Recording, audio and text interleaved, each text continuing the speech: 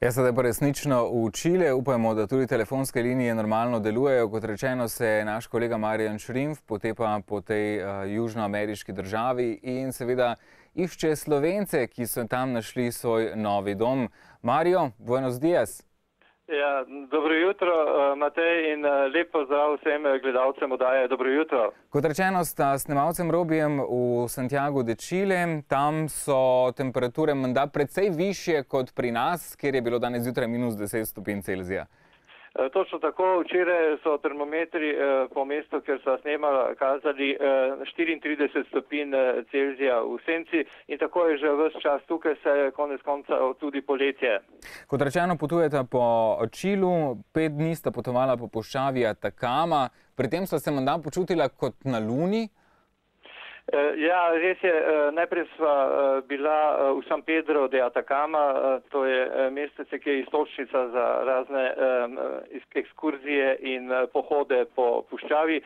Tam sva bila tudi gosta pri Slovenki Mariborčanki Mojci Cajnko, ki ima tam majhen hostel, in ona nama je organizirala tudi voznika z terenskim vozilom, in tako da smo res veliko tega videli, posneli dolino Lune, tako kot si rekel, dolino smrti, potem gejzirje, visokogorska jezera.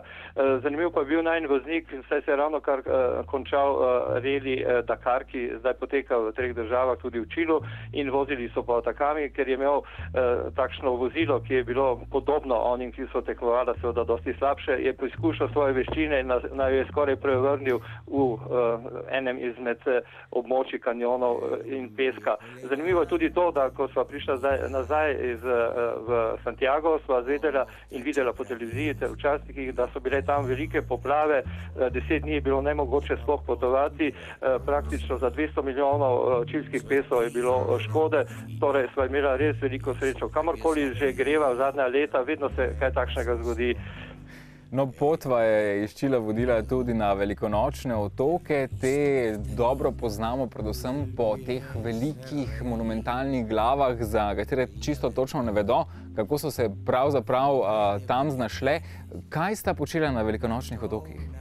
Ja, to je zanimiv, ta glavni velikonočni otok, potem, da je tam 887 teh velikih skulptur, za katere dejansko ne vedo, kako so jih predvsem domačini izplesali, staroselci seveda, kako so jih spravili iz kamnolomov do obale, kajti vsi ti kipi, ki so zdaj ohranjeni in stojijo, nekateri tudi ležijo, ker so pač padli v stoletjih, ti so obrnjeni s hrbtom proti morju, visoki so tam do 21 metrov je najvišji, teže okrog 10 do 15 ton in dejansko ni praktično nobene razlage, kako so lahko brez prevoznih sredstev spravili te kipe na obalo.